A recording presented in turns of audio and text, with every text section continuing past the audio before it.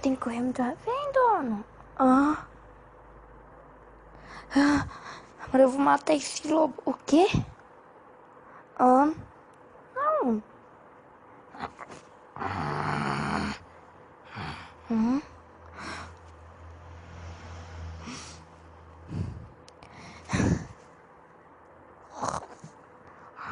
Sai daqui. Não.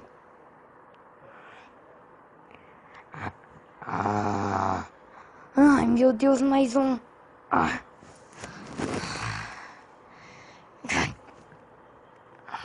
Não.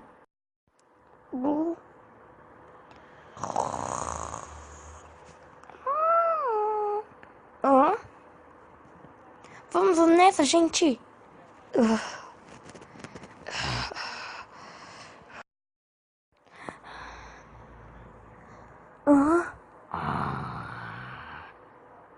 Scott. Rex.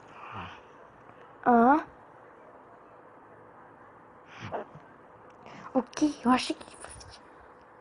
Boy, você tá viva. Agora vai ver.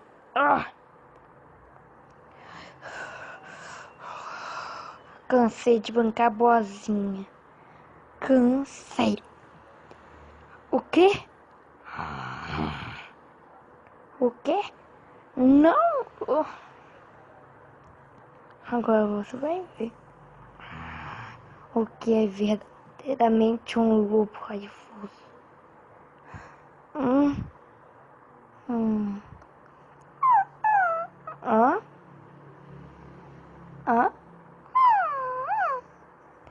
Ai, tá todo mundo dormindo como sempre.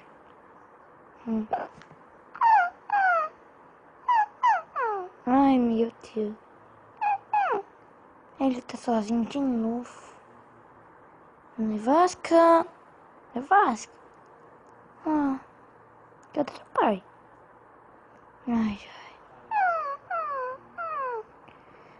Tá bom, Nevasca.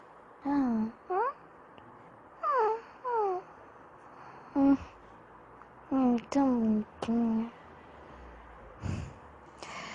Mas cadê eles? Eles vão demorar pra casa? Ainda dormi um pouco.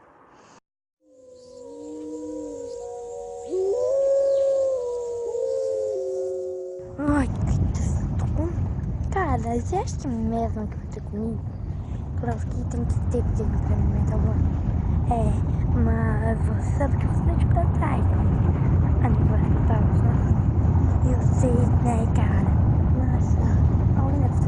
Você acha que eu vou poder multiplicar muito tal pessoa que você conhece? O que você tá aqui? Você tá querendo acreditar?